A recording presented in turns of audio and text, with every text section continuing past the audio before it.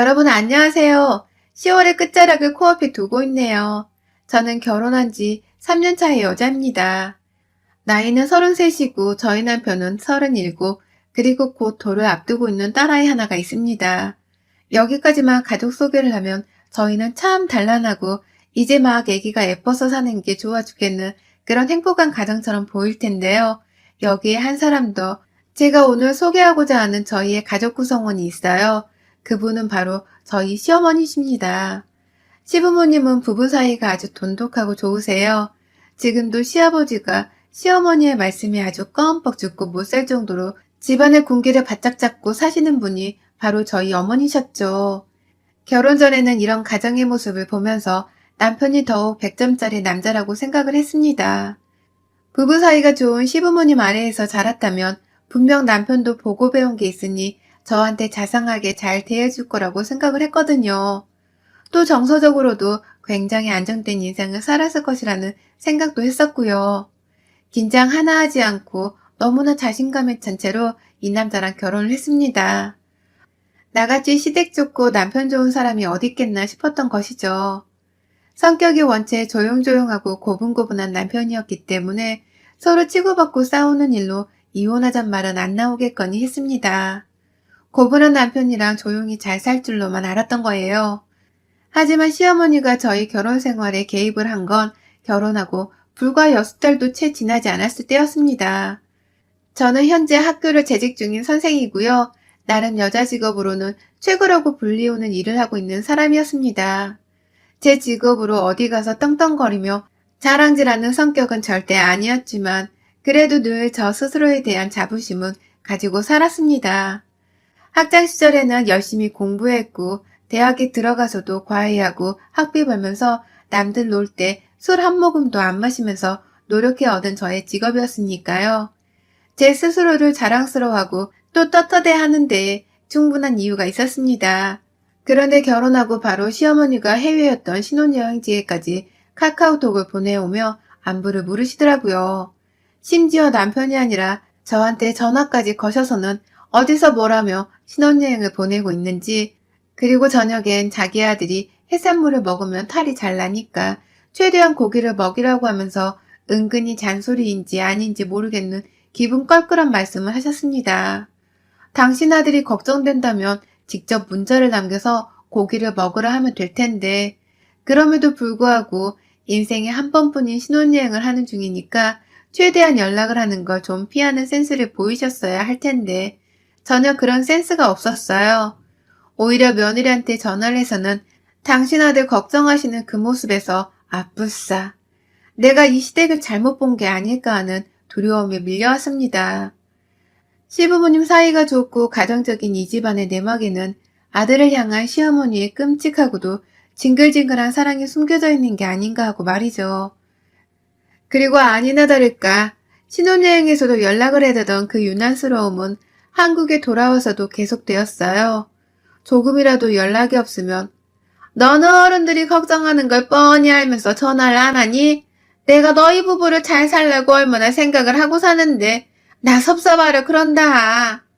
라고 하시면서 조금 더 작게 안부 연락을 하라고 하시는 거예요. 저 일주일에 적어도 서너 번은 안부 연락을 드리고 있었는데도 말입니다. 그것도 모자라서 조금이라도 제가 일을 하느라 바빴던 나머지 핸드폰을 제대로 확인하지 못하는 상황이 벌어지면 퇴근길에 제 핸드폰에는 아주 문자 폭탄이 쏟아지곤 했어요. 저 일하는 동안 어머님이 전화를 한 바가지 하셨죠. 학교 선생이 애들 뒤치다거리나 하면 그만인 것을 일하다가 전화를 왜 못 받냐 하면서 어찌나 저를 나무라시던지요. 다행히 남편이 요즘 누가 그렇게 일을 하냐며 중재를 나서주긴 했기에 일단락이 되었으나 시어머니의 그 말씀은 두고두고 충격이었어요. 너무 무식하고 교양이 없었거든요. 사이좋은 가정의 따뜻한 안주인인 줄 알았더니만 아주 그냥 오냐오냐 떠받들어준 여자밖에 안 되더라고요. 여자 망신은 시어머니가 다 시킨다는 생각도 들었답니다. 그러던 분이신데 1년 반쯤 전 코로나가 발병하기 직전에 시어머니가 저희 동네로 이사를 오셨답니다. 네, 바로 두 골목만 지나면 나오는 곳이었어요. 결혼 생활하고서 내내 며느리 연락만 기다리며 사시는 듯 하더니만 결국 제 옆으로 이사를 오셨더라고요. 그 바람에 시어머니는 수시로 저희 집을 들락거리면서 얼굴을 비춰주고 사셨고요. 저는 그런 어머님을 마지못해 인사 나누며 깍듯이 대접을 해드려야 했어요. 우리 며느리 시어머니가 벌써 보고 싶네. 이따 저녁에 같이 밥 먹자. 내가 네 시아버지 데려가니까 뭐라도 좀 이 양반 좋아하는 것 좀 해놓고 내 걱정은 안 해도 되고 라고 하면서 천진난만하게 저희 집을 오겠다고 하시는 어머니의 말씀에 참 거역을 하기가 힘들었네요. 웃는 얼굴에 침을 못 뱉는다고 하더니만 딱 어머님이 그런 꼴이었답니다. 매일같이 우리 집에 와서 밥을 얻어먹으면서도 활짝 웃으면서 말을 걸어오니 제가 차마 혼자 정색을 하기가 힘들었어요. 더군다나 저는 막 결혼 생활을 시작한 사람이었기 때문에 모든 게 다 처음이어서 시어머니의 시집살이가 이런 거라는 것도 새삼 처음 겪어봤답니다. 황당함이 이루 말할 수 없었지만 어쩔 도리가 없었네요. 저는 치고받고 싸우는 싸움꾼이 아니었기 때문에 그냥 맞춰드리며 사는 게 최선이었어요. 그러다 제가 임신을 하게 되었지만서도 그 후의 일상은 늘 똑같았습니다. 어머님은 오히려 제 뱃속에 당신 손녀딸이 들어가 있다는 것을 이유 삼으면서 더 자주 얼굴을 비춰주셨어요. 아이가 뱃속에 있을 때 태교가 얼마나 중요한데. 라는 말과 함께 집을 찾아오셔서는 자기가 직접 태교를 해주겠다면서 제 뱃속에다가 대고 얘 동화책을 읽어주시더라고요. 애가 교양이 꽤 커야 한다면서 무슨 집에서 읽던 잡지책 하나를 들고 와서는 무작정 저보고 앉으라는 말과 함께 주저리 배에다가 말씀을 해대시는데 이게 과연 태교가 맞나 싶더라고요. 어머님 말씀대로 아이가 뱃속에 있을 때 태교가 정말로 중요한 건데 산모가 이리도 싫어하는 행동을 하면서 이걸 과연 좋은 태교라고 말할 수 있을까 싶었습니다. 제 표정이 결코 좋지 못했음에도 불구하고 어머님께서는 다 아는데 무시를 하듯이 너 좋지? 기분 좋지? 엄마가 기분 좋아야 뱃속 아이도 좋은 거야. 라면서 제게 기분 좋음을 강요하셨답니다. 이건 뭐 시어머니의 꼭두가시도 아니고 참 정말 내 결혼 생활이 뭔가 대단히 잘못되어 가고 있다는 생각이 느껴졌었죠. 그러다 저는 아이를 출산했고요. 애프장한 딸아이를 만나기 위해서 출산 한 달 전부터 육아휴직을 내고서는 열심히 남편이랑 육아 준비를 하며 지내다 아이를 낳았는데 친정아버지가 지불해주신 산후조리원에서 정말 몸조리 푹 자라고서는 집에 들어온 그 순간 집안에 시어머니가 계시더라고요. 친정 부모님 도움을 받아서 집으로 들어왔는데 저희 부부가 없는 집안에 시어머니가 시아버지를 모셔와서는 둘이서 밥을 해먹고 계시더라고요. 그 밥을 먹다가 저희 부모님과 저를 보자마자 아이고 며느리 주려고 해놓은 밥인데 우리가 기다리다가 목이 끊어질 것 같아서 먼저 먹었어요. 며느리는 산후조리원에서 호강하고 왔을 테니 저희가 먼저 좀 먹을게요. 괜찮죠? 라고 말씀을 하셨고요. 저희 부모님을 보고 나서도 완전히 자리에서 일어나 인사를 하기는커녕 오히려 반쯤 일어섰다가 마저 밥을 먹겠다고 자리에 앉는데 그 모습에 제가 얼마나 화끈거렸는지 모릅니다. 멀쩡한 시부모의 모습을 보이고 싶은 자식의 마음에 금이 갔으니까요. 시아버지는 그나마 악수라도 해야 하지 않냐면서 저희 아버지한테 다가와 안부를 물으시고 반가워하셨는데 시어머니는 철석같이 자석을 엉덩이에 붙여놓은 마냥 앉아만 계셨어요. 남편도 그런 어머님이 너무 경우 없어 보이긴 했는지 엄마 밥은 나중에 먹고 라면서 슬쩍 시어머니 어깨를 툭툭 쳤는데 어머님은 끝까지 나 며느리 미역국 끓여주려고 어제부터 준비했어. 라는 말과 함께 명분을 찾은 채 그 자리에 앉아 계셨습니다. 저희 부모님은 시부모님이 계시니 마음 놓고 가겠다 하면서 서둘러 집을 나갈 준비를 하셨고 그 바람에 결국 친정 부모님은 저희 집에서 30분을 채 앉아있지도 못하신 채 친정집으로 돌아가셨어요. 애를 데리고 집에 온 순간부터 본 어머님의 모습이 이랬기 때문에 앞으로 육아를 하는 동안에 일어날 일들이 참 걱정이 되더라고요. 내 집 비밀번호를 나 없는 사이에 어떻게 알고서는 집까지 들어올 생각을 하셨을까 싶었는데 남편이 자기 스스로 실토를 하더라고요. 엄마가 집 청소를 해주겠다고 하셔서 비밀번호를 알려줬다고 말입니다. 뭐 거기까지는 저희 부부를 도와주려 하신 것이기 때문에 이해를 할 수는 있었어요. 하지만 어머님은 그 후 제가 집에 있는 동안에도 수시로 예고 없이 집안을 직접 비번을 누른 채 들어오려고 하는 게 문제였습니다.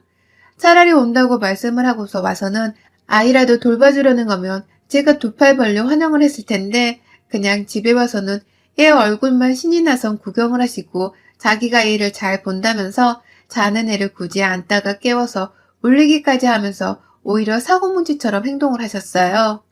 저도 좀 휴직을 한 동안에 집에서 쉬면서 조용히 혼자만의 시간을 보내고 싶었거든요. 그마저도 애가 울면 힘들었으나 애가 자는 시간 동안만이라도 저는 쉴 수 있었습니다. 그런데 어머님이 집에 찾아오면 저는 꼭 어머님이 울리는 아이를 달래느라고 육아가 배로 힘들어졌었고요. 아무것도 먹고 온 게 없다는 말을 자꾸 하면서 직접 요리를 하려고는 하지 않는 어머님을 보며 대신해서 부엌에 들어가 어머님의 밥도 차려드려야 했어요. 집이 코앞인데 가서 드시지 그러세요? 저는 아이 재우고 하면 시간이 한참 걸릴 것 같아요. 아버님도 식사를 혼자서 잡숴야 하지 않나요? 라고 하면서 웬만하면 집에 좀 가시라는 말을 살살 돌려서 해보기도 했는데 제 입에서 시아버지 이름이 나왔다는 이유만으로 바로 시아버지께 전화를 하시더라고요. 그러더니 당신 여기로 와. 와서 같이 밥 먹자. 라고 하면서 시아버지까지 불러내셨습니다. 그러면 시아버지께서는 손녀딸을 보겠다면서 팔불출 마냥 찾아오셨고요. 두 분은 애 옆에서 자꾸만 애 볼살을 만지고 배를 만지고 하면서 예쁘다고 안아주시기만 하다가 애를 왕창 울려놓고는 요요히 집으로 돌아가곤 하셨어요. 정말 미칠 노릇이었죠. 시부모님이시니까 제 아이의 육아를 나눠 맡아야 할 의무는 없는 거 잘 알고 있습니다. 하지만 그래도 방해는 하지 말았어야죠. 그런데 저희 시부모님은 뭐가 그리 궁금하고 또 보고 싶은지 자꾸 집에 찾아와서는 자는 애한테 말을 걸고 울리고 하는 건지 육아하는 내내 시어머님 한 사람 때문에 저의 일상은 정말 몇 배로 바빠졌어요. 마치 초보 엄마인 제가 혼자서 쌍둥이 둘을 키우고 있는 심정이었답니다. 그 와중에 남편은 일이 너무 바쁘다면서 허구한 날 야근을 하고 지방 출장을 간다고 수시로 집을 비우니 전 진짜 이대로 다 포기를 하고 친정으로 도망을 치고 싶더라고요. 물론 아이 때문에 그걸 실행에 옮길 수는 없었고요. 그러다가 남편이 웬일로 집에 일찍 들어오거나 집에 쭉 있는 날에는 육아 도움을 좀 요청해보고도 싶었거든요. 그 시간에 온전히 밥이라도 좀 먹어보고 싶어서였습니다. 하지만 남편은 참 육아에 서툴렀습니다. 서투른 건 저도 마찬가지였는데 남편은 어째 익숙한 저한테 육아를 더 해보라는 말만 하면서 본인이 배워볼 생각은 전혀 못하더라고요. 일이 바빠서 집에서 좀 쉬고 싶다고만 했습니다. 그러니 저는 화가 배로 날 수밖에요. 대낮에 시어머니가 찾아와서 육아를 더 바쁘게 만드시더니만 그 아들이란 놈은 퇴근하고 나서도 집 피곤한 것만을 생각하면서 육아를 도와줘 볼 생각을 안 하니 이것들이 쌍으로 나를 무슨 뒤드 핏줄 뒤치다거리나는 사람인 줄을 아는 건가 싶어서 꼭지가 돌았습니다. 그 꼭지 도는 상태로 제가 무려 제 아이가 첫돌이 막 되어가는 시점까지 용케도 버텼어요. 그러다 아이돌을 3주 정도 앞뒀던 얼마 전 전화가 걸려온 시어머니로부터 참으로 기가 막히는 소리를 전해 들었어요. 평소에도 육아 도움을 전혀 안 주는 분이셨기 때문에 뭐 기대한 게 있는 건 아니었지만 제가 애 키우느라 바쁘다 못해 내 밥조차 제대로 챙겨 먹지를 못해 살이 쭉쭉 빠지다 못해 얼굴은 해골이 되어갔는데 이런 저한테 애 돌잔치 준비를 하라고 하시대요. 내가 내 친구들 손주들 돌잔치 참석을 한 게 몇인 줄 알아? 그 돈을 다 도로 받아야 할 거 아니니. 그러니 너도 얼른 돌잔치 준비나 해라. 이왕 하는 거 무조건 돌에 딱 잔치를 열 수 있게 빨리 준비해. 라고 말씀하시며 말입니다. 아무리 사회적 거리두기가 완화되었고 어울려 모이는 게 좀 편해졌다고는 하지만 돌잔치를 몇 달도 아니고 한 달도 안 남겨둔 시점에 후다닥 연락 성화를 내시다니 도저히 그 말을 따를 수가 없더라고요. 그거 예약 잡으려면 아무리 코로나여도 좀 빠듯할 텐데요. 그냥 조용히 우리 가족들끼리 치르는 게 어떨까요? 아직 코로나가 완전히 사라진 것도 아니고. 라고 하면서 저는 돌잔치를 크게 열고 싶지 않다는 의사를 밝혔는데 시어머니의 고집은 꺾을 수가 없었어요. 또 웃으며 아무렇지 않게 너는 애가 하도 순하니까 키우며 힘들지도 않을 텐데 애 돌잔치 하나 약속 잡는 게 귀찮아서 이러는 거니? 라고 말씀을 하더라고요. 얘 키우는 게 힘들어 죽을 것 같은데 본인이 애를 전혀 안 본다는 이유로 내 자식 키우는 게 식은 죽 먹기인 줄을 아는 겁니다. 그러면서 힘든 척 하지 말라고 자기는 제 남편 키울 때 더 고생을 하면서 산후조리원도 못 가보고 키웠다고 하소연을 하시는데 며느리랑 누가 더 힘들게 살았는지 내기라도 하는 모양새였습니다. 참 보기 딱할 정도로 사람이 밉상처럼 보이더라고요. 그러니 저도 눈을 질끈 감았다가 겨우 화를 둘러가며 어머님께 집으로 좀 와보라고 했죠. 이건 전화통화로 해결을 할 수 있는 문제도 아닌 것 같았고 어머님께 이번 일이라도 좀 확실하게 거절 의사를 밝히며 내 자식 돌잔치를 진두지휘해야겠다 싶었습니다. 안 그런 주도권까지 싹 다 뺏겨서는 어머님의 잔소리에 노란하게 될 것 같았으니까요. 그렇게 저는 어머님을 남편 퇴근 시간 가까이에 불렀고 어머님도 아들이랑 같이 저녁이라도 겸사겸사 먹고 싶으셨는지 시아버지까지 또 데리고서는 저희 집으로 늦지막히 출동을 하셨습니다. 하지만 저는 이걸 미리 다 예상을 했기 때문에 밥 한 톨도 지어놓지를 않았어요. 오히려 배가 고프면 니들이 좀 알아서 해먹으라는 식으로 뻔뻔한 자세를 유지했습니다. 그리고는 어머니께 돌잔치에 대해서 다시 말씀을 드렸죠. 아까 통화로 하셨던 말씀 저는 못 들은 걸로 할게요. 어머님, 이제 겨우 3주 남았는데 빠듯하게 돌잔치를 준비하고 사람들을 초대하며 지낼 자신도 없고요. 저 지금 애 하나 키우는 것만으로도 너무 힘들어서 다른 걸 신경 쓸 여유가 없습니다. 그럼에도 내 새끼 첫 생일이니까 생일상만은 열심히 준비를 할 거고요. 요즘 셀프 돌잔치상 같은 게 시중에 많이 나와 있어서 주문하면 아예 생일날 받을 수는 있다고 해요. 가족들끼리 그냥 단란히 치러요. 라고 말입니다. 이 말을 하면서 화를 전혀 내지도 않았고 오히려 이성적으로 할 말을 하면서도 제 말을 좀 귀 기울여 달라는 식으로 부탁을 드렸어요. 하지만 어머님의 태도는 아주 매몰찼습니다. 처음에 웃으면서 제 말을 들으셨어요. 우리 며느리가 돌잔치 하기 귀찮은가 보네. 꾀부리고 싶어서 남편 퇴근하는 시각에 불러놓고는 돌잔치를 안 하겠다고 하고 네 남편도 같은 생각이야? 라고 하면서 천진난만하게 남편의 의견을 물어보시길래 저는 저 혼자 생각하고 드린 말씀이에요. 라고 대답을 했습니다. 그러자 어머님은 그럼 네 남편 올 때까지 기다려. 난 돌잔치 무조건 할 거니까. 라면서 멋대로 해보라는 식으로 귀를 닫아버리시더라고요. 또 시작이 되었구나 싶었습니다. 며느리 옆에 사시사철 붙어서는 육아를 방해하고 괴롭히고 더 힘들게 군 것도 모자라서는 이제 하다하다 내 자식 돌잔치 하나 여는 것까지도 옆에서 감나라 배나라 하면서 잔소리를 해대다니 정말 얄미움의 끝판왕이었어요. 그도 모자라 자기는 당연한 소리를 하고 있는 건데 오히려 저의 태도가 빈정이 상한다면서 옆에 있는 시아버지한테 제 뒷담화를 까더라고요. 정확히 말하면 뒷담화가 아닌 앞담화였죠. 쟤는 얘 하나 키우는 걸로 저리 유난을 떤다. 나 때는 말이야. 조리원도 한번 못 가보고 얘 돌잔치 하는 것도 잔치는 무슨 집에서 밥 먹는 걸로 때운 게 전부인데 학교 선생이나 한다는 애가 요즘 젊은 사람들이 애 키우는 방법을 하나도 모르네. 남들 다 하는 돌잔치도 좀 멋들어지게 해볼 생각을 해야지. 지 고생한다고 몸살이는 것 좀 봐. 그동안 육아 힘들다고 옆에서 우리 아들을 얼마나 폭가됐을지 안 봐도 뻔하다니까? 라고 말입니다. 그 말에 그 처절하고도 날 무시하는 그 말에 저는 시어머니에게 남아있는 일말의 정마저도 완전히 사라지는 처절함을 느꼈습니다. 와, 나는 이 집구석에서 예쁨 받는 며느리로 살기엔 글렀구나 싶은 생각도 들면서 이런 집구석에서 사이좋은 척하면서 좋은 사이로 지내볼 이유도 없겠다 싶었죠. 그러니 저 옆에 애가 누워있는데도 그냥 애를 내버려두고 혼자 집을 나와버렸어요. 남편한테는 집 나가며 나 니네 엄마 2번 다신 안 봐. 나한테 방금 하신 말에 사과하시던지 아님 그냥 예쁜 손녀딸을 직접 키우고 사시라고 해.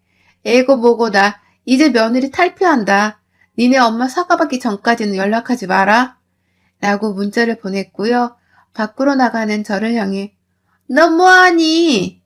라며 눈만 멀끔히 뜨고서 쳐다만 보고 있던 어머님 말씀에는 일절 대답도 않고 나갔어요.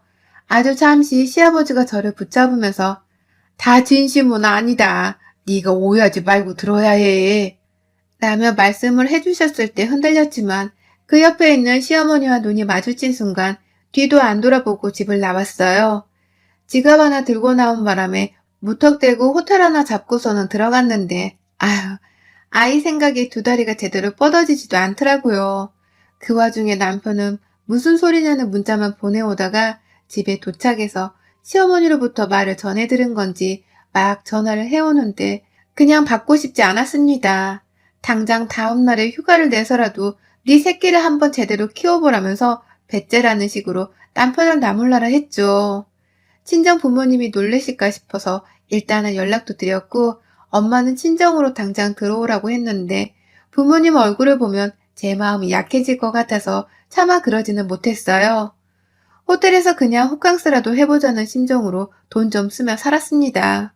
그리고 이틀 뒤 친정으로 갈지 내 집으로 갈지 한참을 고민하다가 체크아웃을 했는데 저희 남편이 호텔 앞에 와 있더라고요. 저희 친정 부모님께 사죄를 드리고는 제 위치를 받아내선 찾아온 겁니다. 체크아웃 시간에 맞춰서 데려가려고 했습니다. 내심 반가우면서도 어찌나 미워 보이던지요. 이게 다 저 사람 엄마 때문이라는 생각에 가까이 가자마자 화를 좀 내볼라 했더니 옆에 시어머니가 와 계시대요. 저희 애를 아는 채 서 있었어요.